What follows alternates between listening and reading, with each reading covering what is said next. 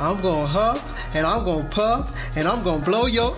Hey, what's up? You caught me reading another one of my favorite stories. Listen, welcome back to another episode of Tales from the Hood Bible Stories. I'm your boy, Doc Reed. I'm sorry, you must forgive me. I didn't have a chance to introduce myself last time. My name is Minister Christian B. Wright, who serves at the behest of my amazing pastor and first lady, Minister...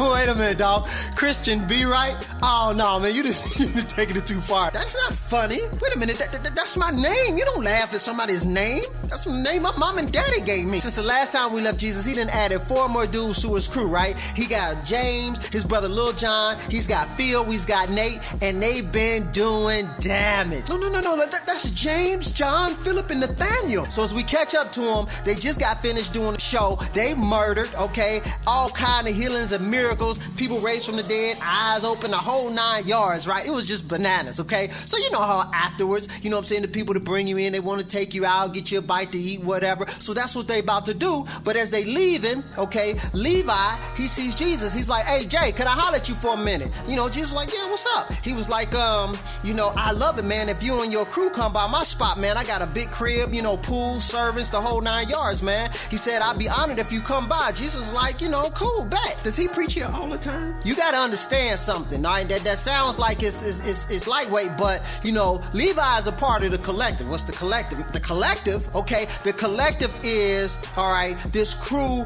that, listen, you got to pay tribute. Nothing goes down unless the collective sanctions it. You hear me? So that means the people don't like the collective, and then the collective, they strong-arming the people, right? You need to get your facts straight. Levi was a tax collector. The people that brought Jesus in, you know, the leaders, they like, wait, hey, okay, why is Jesus, okay, fading us, all right, to go hang out with the scum of the earth? Now, I'm torn there because there's such thing as church etiquette, because if they bring you in, you should honor the man and woman of God. Everybody knew that Levi was obviously a part of this crew, but what they didn't know, okay, is how this happened, right? See, Levi, he came up hard, he came up rough on them streets, you feel me? So, when he was coming up, his pops was in prison, all right? His mom was on that stuff, all right, and she OD'd. Now, this happens when he's about 14, but check out, he's got a little brother and sister that he got to look out for. So, he's only 14, somebody got to work. He's like, I got to get some money, I got mouths to feed. So, one of his homies, Ronald, was part of the collective. He said, listen here, little homie, you know what I'm saying, won't you come, you know, work for me, I'll put you on, man, then you get some money to feed your family.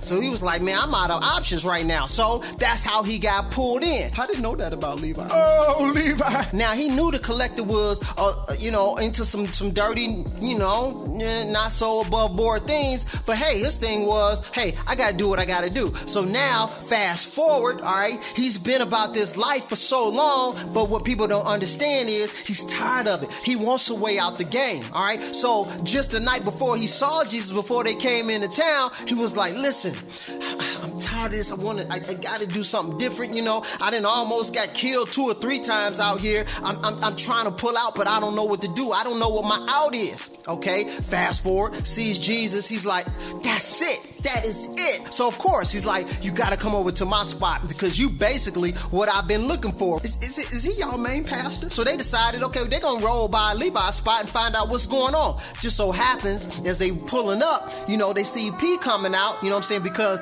P just had to step back and get him on it, man, because it was bananas in there, man. You know, Levi know how to turn up, for real. All right, so they like, hey, P, can we holler at you for a minute? You know, P's like, sure, man, no problem. He's like, listen, we just want to know, man, what's Jesus' deal, man, by we bring him in, you know what I'm saying, set him up nice, you know, and, you know, provide a nice, you know what I'm saying, platform for him to do his thing and for y'all to come in, and then, you know, he comes over here with this dude that's, you know, strong-arming the people, doing us dirty the whole 9 yards, you know, where he running all kind of women and gambling and drinking and all this going on. You know, help me, I understand what's up. Light has no fellowship with darkness. It says that. Peter's like, first of all, man, you know, I don't know. You got to get with Jesus on that, man. I don't, you know, control what he does. You know what I'm saying? You know, man, Jesus played by his own rules.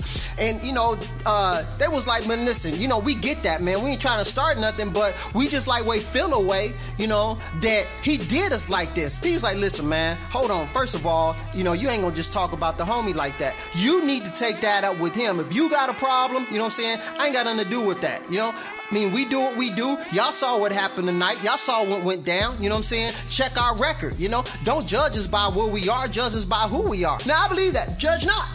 lest ye be judged. So Jesus, sees what's going on. He's like, okay, I know what this is about. When P comes back in, he was like, well, what's up with them? He was like, man, they on one because, you over here, kicking up dirt with Levi. And he was like, man, listen, and he pulled all his homies together, right? And he's like, listen, let me tell y'all something. Y'all know, okay, if you're a part of this and we started this change tour, we all about helping those who need and want the help, okay? If they don't want it, then we ain't on it. All right, it's for everybody, but everybody don't want it, and I just want to make sure that y'all cool, the ones in my crew understand what's going on. And P was like, come on, Jesus, we already know what's up. He was like, bet, he was like, cool then. So listen, the moral of the story today is this, period.